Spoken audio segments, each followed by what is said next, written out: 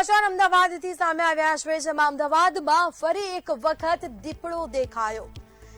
તો અમદાવાદમાં ફરી એકવાર વખત દીપડો દેખાયાની ચર્ચાઓ જોવા મળી. કર્ણાવતી ક્લબથી એસપી રિંગ રોડ ઉપર દેખાયો દીપડો. કાફેના કર્મચારીએ દીપડો દેખ્યો હોવાનો દાવો કર્યો. વહેલી સવારે ખુલ્લી જગ્યામાં દીપડો દેખાયાનો દાવો કરવામાં આવ્યો. વન વિભાગની ટીમે હકીકત અંગે તપાસ શરૂ કરી છે. તો અંગે હાલ તપાસ ચાલી રહી છે.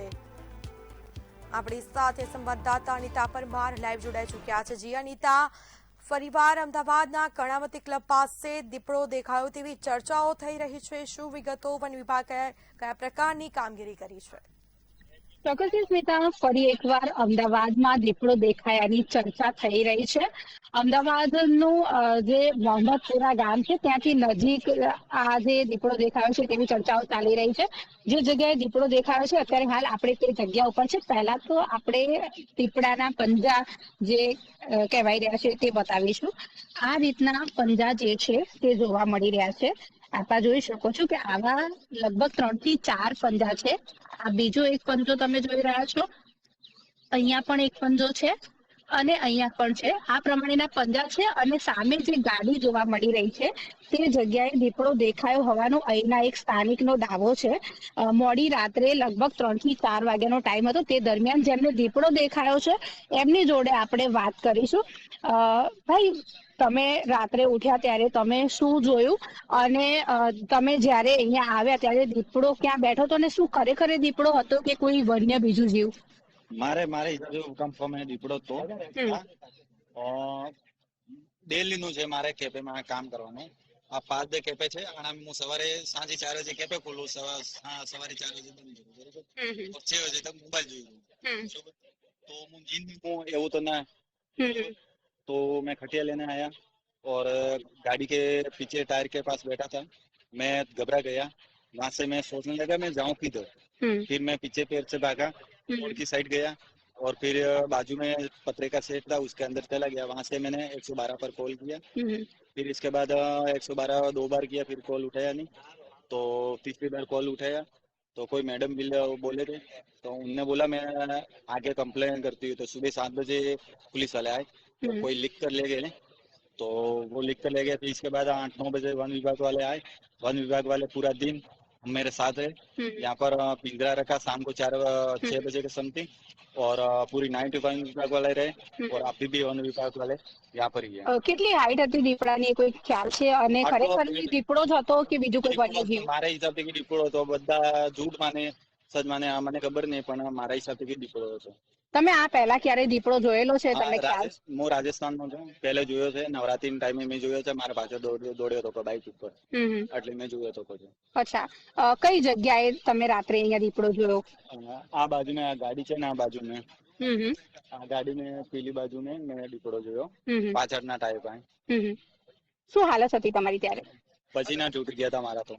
પૂરા શરીરમાં દૂધણી ચડી ગઈ હતી. એ પછી કોઈ બાજુ જતા જોયો કે પછી જોઈને પછી તમે ત્યાંથી નીકળી ગયા? ના, હું वहाँ જોઈને નીકળી ગયો. હું એકલો જ હતો. यहाँ चकला चू भी नहीं कर रहा था, मतलब कुत्ता भी नहीं भोग रहा था. फिर ये गया, मैं दौड़ कर रोड की साइड गया ना पीछे पे. फिर इसके बाद 10 मिनट के बाद कुत्ते भोगे. ચોક્કસથી. તો પહેલા તો તમને બતાવીએ કે જે જગ્યાએ દીપડો જોવામાં આવ્યો છે આ એ જગ્યામાં આ રીતના નિશાન જોવા મળી રહ્યા છે, પરંતુ એવું કન્ફર્મ નથી કારણ કે વન વિભાગના અધિકારીઓ મોડી રાત્રે આવ્યા હતા અને તેમણે આજુબાજુનો આખો આ એરિયા જે આપ જોઈ રહ્યા છો ત્યાં ચકાસણી પણ કરી છે. પરંતુ તેમનું એવું કહેવાનું છે કે આ જે પંજા જે છે તે દીપડાના હોય તેવું નથી લાગી રહ્યું. અહીંયા આ જે ગાડી આપ જોઈ રહ્યા છો, આ ગાડીની પાછળની સાઈડ હું તમને બતાવું કે અહીંયા દીપડો બેઠો હતો તેવું આ સ્થાનિકનો દાવો છે. તેમણે કહ્યું કે અહીંયા અને પેલી બાજુ તેમને એક ખાટલો લેવા આવ્યા અને અહીંયા તેમણે દીપડો બેઠેલો જોયો ને ત્યારબાદ એ ધીમા પગલે તેમને અહીંયાથી નીકળી ગયા. આજુબાજુનો એરિયા તમને બતાવીએ. આજુબાજુમાં ઝાડી ઝાંખરા જોવા મળી રહ્યા છે. જંગલ એરિયા તો ના કહી શકાય, પરંતુ સારું એવું ખેતર છે અને જેવી જગ્યાએ વન્ય પ્રાણીઓ વધારે ફરતા હોય એવી હરિયાળી અહીંયા જોવા મળી રહી છે.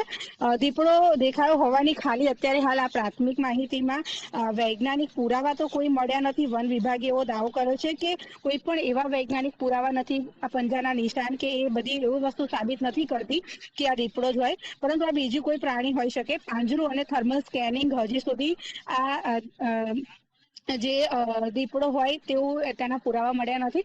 આજુબાજુના વિસ્તારમાં આપ જોઈ શકો છો કે ગામડું જોવા મળી રહ્યું છે, કારણ કે પાછળની સાઈડ આ મોહમ્મદપુરા ગામ છે અને વન વિભાગની ટીમ પણ હમણાં આવી ગઈ છે. અને મોડી રાત્રે જ્યારે અહીંયાના સ્થાનિકો દ્વારા જ્યારે ફોન કરવામાં આવ્યો ત્યારે આ જે આખો વિભાગ આપ જોઈ રહ્યા છો, આખો વિસ્તાર જોઈ રહ્યા છો, મોહમ્મદપુરા ગામ છે આખું, અને અહીંયા જે છે તે આખું સર્ચ ઓપરેશન કરવામાં આવ્યું, પરંતુ હાલ વન વિભાગની ટીમને કોઈ પણ એવી માહિતી નથી મળી કે દીપડો હોય. જો કે બાજુમાં એક જગ્યાએ પાંજરું પણ મૂકવામાં આવ્યું હતું, પરંતુ દીપડો હોવાનો કોઈ પુરાવા મળ્યા નથી, એટલે પાંજરું હાલ પૂરતું હટાવી દેવામાં આવ્યું છે. જરખ કે અન્ય કોઈ પ્રાણીના પંજા હોય તેવી શક્યતાઓ અત્યારે હાલ લાગી રહી છે.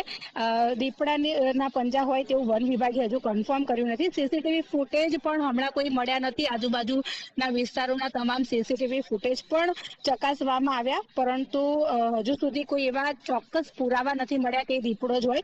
વન વિભાગની ટીમ જે છે તે સતત પ્રયત્ન કરી રહી છે. ખાસ જો વાત કરવામાં આવે તો જે પ્રમાણે અહીંના સ્થાનિકે જણાવ્યું કે તેમણે દીપડો જોયો છે, તો ખાલી તેમના આધારે અને આ એક બે જે પંજાના નિશાન મળ્યા છે તેના ઉપરથી એવું કહી શકાય કે આ વિસ્તારની અંદર દીપડો ફરી રહ્યો છે. આજુબાજુના લોકો જે છે તે દહેશતમાં જોવા મળી રહ્યા છે, કારણ કે વન્યજીવ જ્યારે આવા રહેણાંક વિસ્તારોમાં આવતા હોય છે ત્યારે એક અલગ જ પ્રકારની ચિંતા અને ભય આવતો હોય છે. ત્યારે ખાસ જો વાત કરવામાં આવે તો હજુ પણ વન વિભાગની ટીમ જે છે તે સતત પ્રયત્ન કરી રહી છે, અને દીપડો ક્યાં ગયો અને કયા વિસ્તારમાં ગયો તેના વિશેની માહિતી જે છે તે હવે કહેવાય છે કે હજુ સુધી તો નથી મળી, પરંતુ આ વિસ્તારમાં દીપડો દેખાયાની ચર્ચા હાલ ચાલી રહી છે. જી બિલકુલ અનિતા, જાણકારી આપવા બદલ આપનો આભાર.